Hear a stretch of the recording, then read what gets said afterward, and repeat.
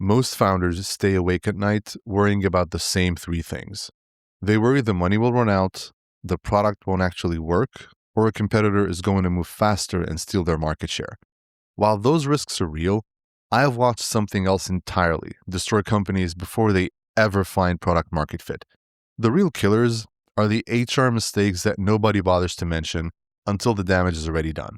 These aren't rare incidents or edge cases, but rather specific patterns I see over and over in startups that had massive potential, but eventually crumbled from the inside. Today, I'm going to walk you through 3 specific mistakes and show you exactly how to fix them. If you can get these 3 things right, you effectively wipe out 80% of the people problems that usually tank early-stage companies.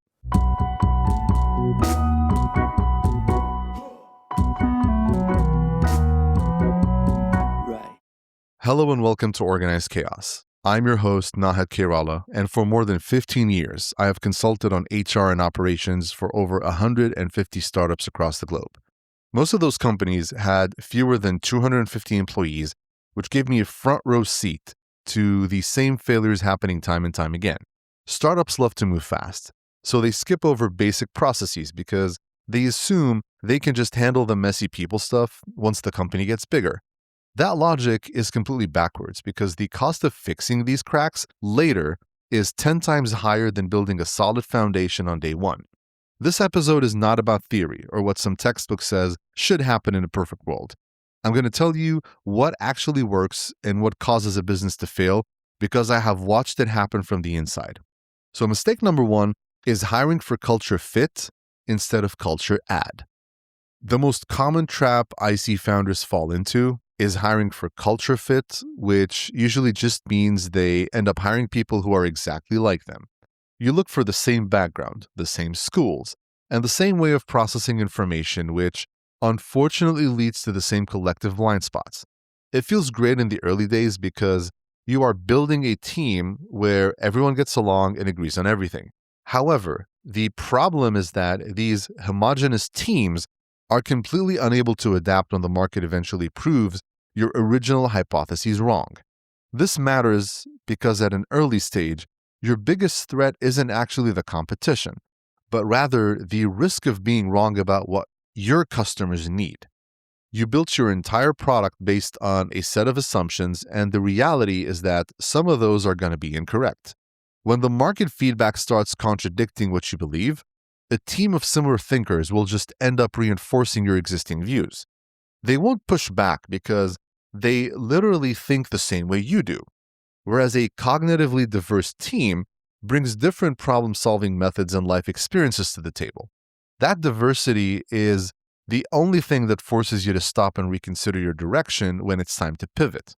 I watched this play out with a Series A startup about 5 years ago that hired 15 people during their first big round of growth. Every single one of those new hires came from the same tech background and held the same industry experience. So they all approached problems with the same mindset. They built their entire product around one core idea of how customers would behave. But 6 months later, the market was screaming that they were wrong. Because the team couldn't effectively challenge the founder's vision, they spent 8 months and $200,000 trying to force an idea that simply wasn't working.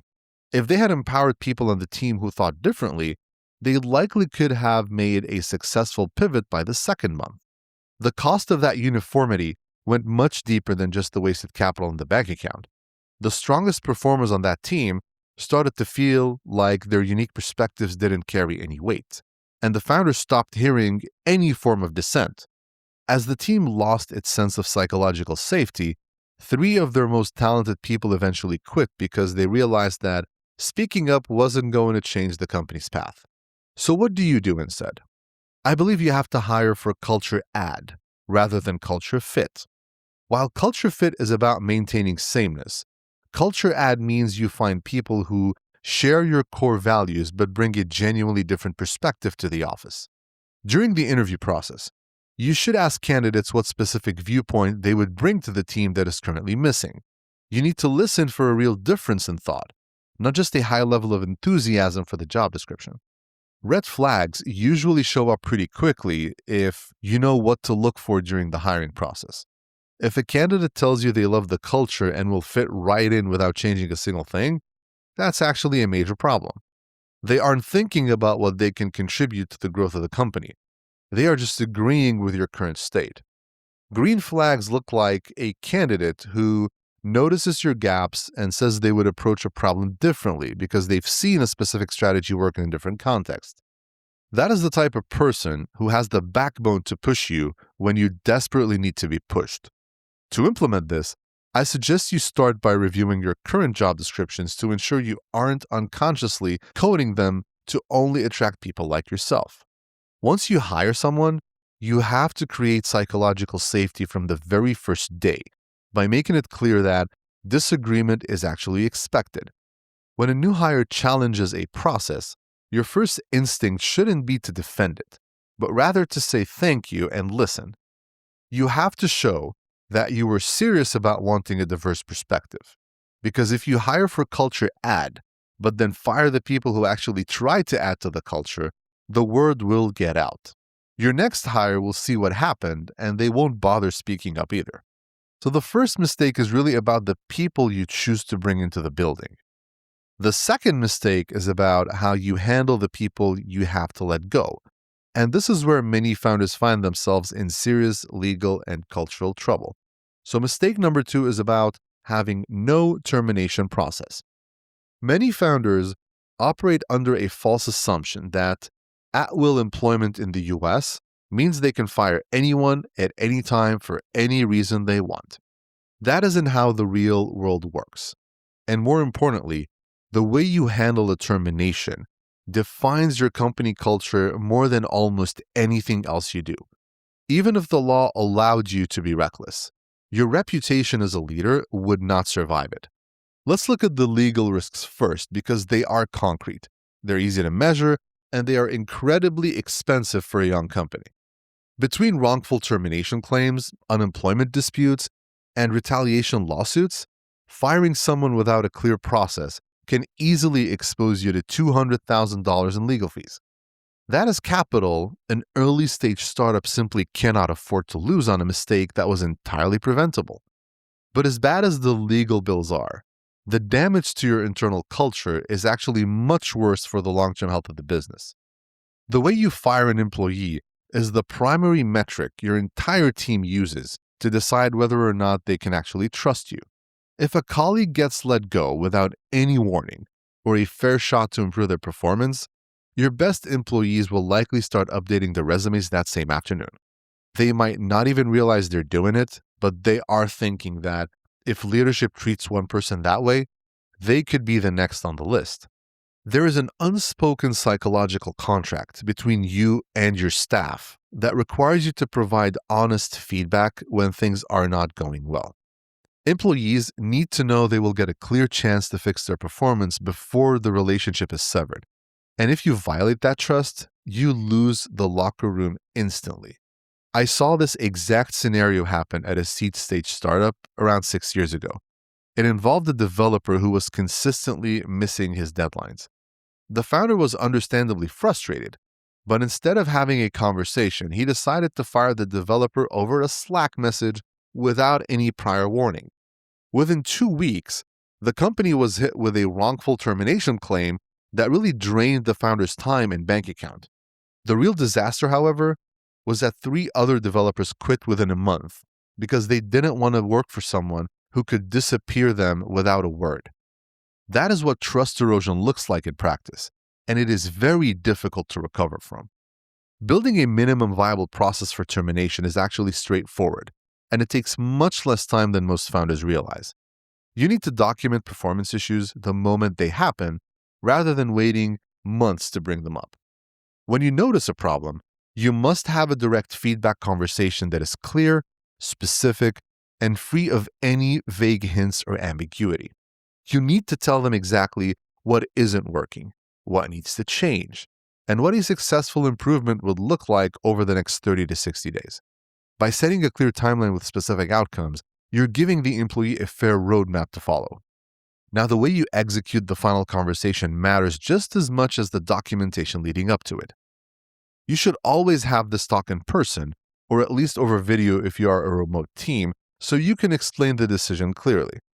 Do not get pulled into a debate or try to defend your choice because the decision has already been made at that point. You should answer any clarifying questions that they have about the logistics, such as, what happens with their equipment or their final paycheck, so they aren't left guessing. But most importantly, you need to handle the entire exit with a high level of respect for the time and effort they gave to your vision. This is the part of leadership that I consider non-negotiable for anyone looking to scale a healthy company. How you end a professional relationship defines your culture far more than how you start one. And your remaining team will always be watching. They are constantly evaluating whether you are the kind of leader they would want to work for if things ever went south for them personally. When you handle a termination with a clear process and genuine respect, your team feels secure, knowing that they are working for a fair and predictable leader. That sense of security is worth significantly more than the short-term discomfort you might avoid by trying to fire someone quickly. Mistake number 3 is treating compensation as an afterthought. So let's talk about money, because this is where most founders really trip themselves up. Usually they think about compensation as a series of one-off deals rather than a cohesive system. Your first hire negotiates a salary and gets the job, then the second person comes in and hammers out a completely different number. By the time you get to the third hire, they might have competing offers from Google or Meta. So they have all the leverage and they end up with a much higher base salary. The fifth hire shows up and you just give them whatever feels fair in that specific moment. The problem is that you end up stacking individual negotiations without a framework. And as the company grows, you suddenly wake up to a massive pay inequity problem that you didn't see coming. Eventually, people talk, and they discover they are making 20 or 30% less than a peer doing the exact same work. When that happens, they rarely ask for a meeting and just decide to leave. You lose all that institutional knowledge and momentum, and then you're stuck paying replacement costs that completely dwarf what it would have cost to just be consistent from day one. I want to be very clear about this.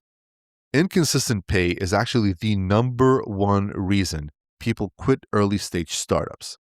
It matters more than growth opportunities, it matters more than your mission, and it even matters more than your management style. When people decide whether to stay or go, they care about pay equity above almost everything else. According to Circle's research, 85% of employees are more likely to stay when they feel their pay is fair. But remember, fairness doesn't mean you pay everyone the same flat rate. It means that people with similar roles, similar levels of experience, and similar performance are in the same ballpark. And you can be transparent about how you calculated those numbers. The biggest trap for a founder is believing you can't afford to be systematic yet. You tell yourself that you're a lean startup moving fast and that compensation frameworks are only for big corporations with massive HR departments. Honestly, that is completely backwards. Being systematic about how you pay people doesn't cost you money. It actually saves you a fortune in the long run. The cost of replacing a key engineer because they found out they're being underpaid is exponentially higher than the 4 hours it took you to build a simple spreadsheet and stick to it. I once watched this exact issue destroy a Series A startup that had about 12 people on the team. They had an engineer, let's call her engineer number 5, who was a total rock star. She shipped code on time, hit every deadline, and was a great culture add to the company. Later on, the founder hired engineer number 8, who came in with a competing offer that the founder decided to match on the spot. Now, since engineer number 5 was already on the team and wasn't actively negotiating, the founder never bothered to offer her a market adjustment or a raise. One afternoon, she mentioned her salary to engineer number 8, and he mentioned his offer, which was about 30% higher.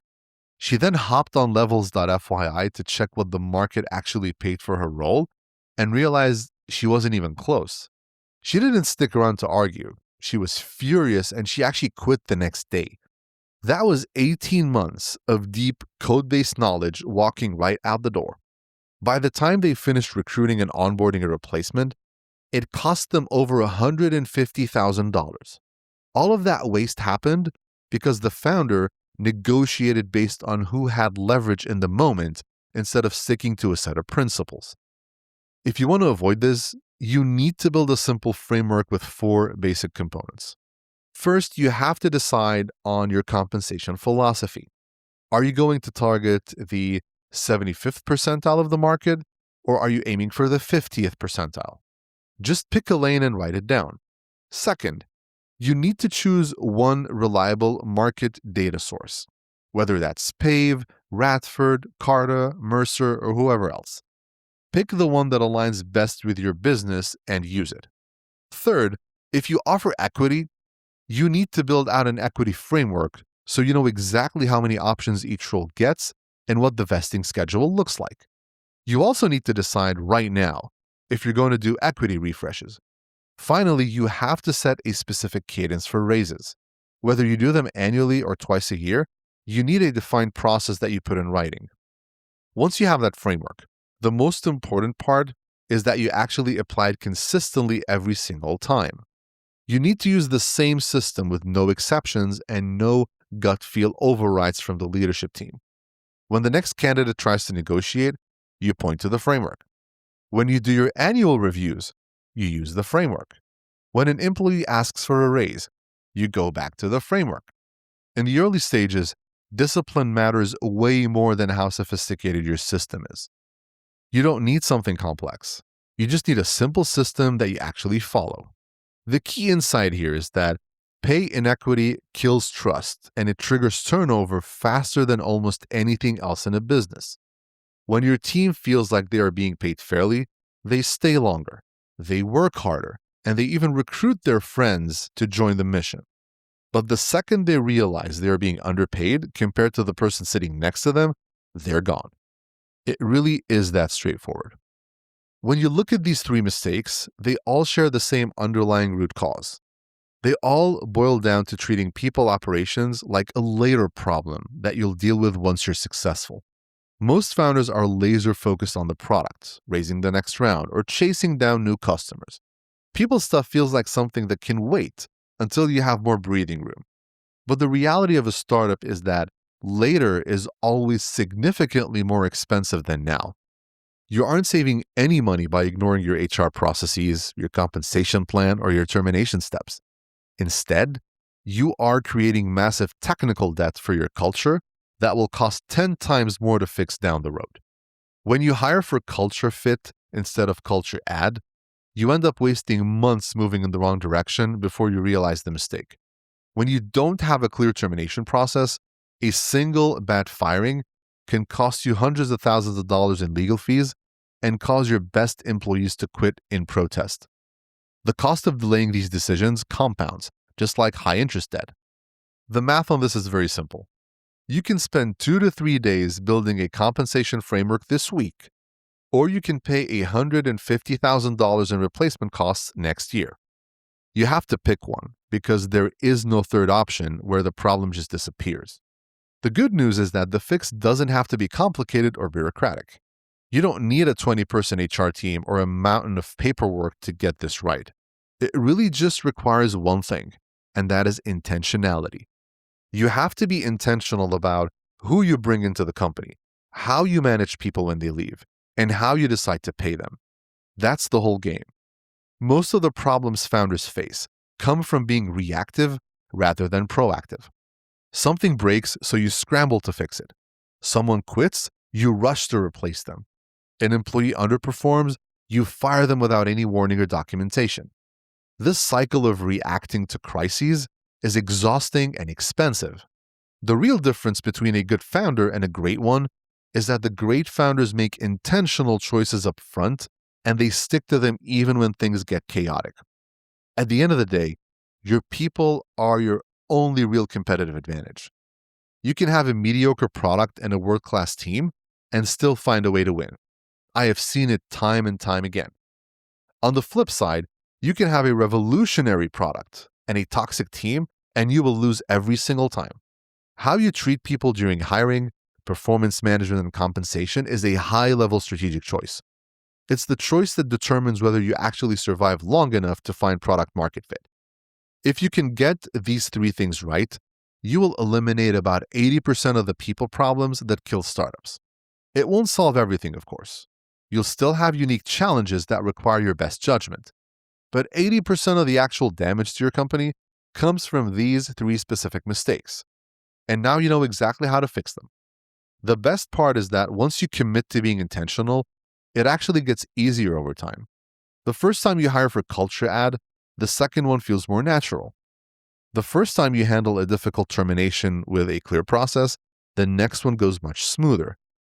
And when you stick to your compensation framework the first time a candidate pushes back, you'll find it much easier to hold the line the next time. It's all about building that muscle early. So we just covered the 3 major mistakes that can sink a startup before you even hit product market fit. Hiring for culture fit, ignoring your termination process, and treating pay like an afterthought are all traps that you can avoid with a little discipline. If you are a founder and you suspect these issues are creeping into your company, I want to help you fix them. For listeners of the podcast, I'm offering a 30-minute free HR diagnostic call. I'll hop on a call with you, we'll talk through the things you're seeing in your organization, and I'll give you some insights into how you fix them.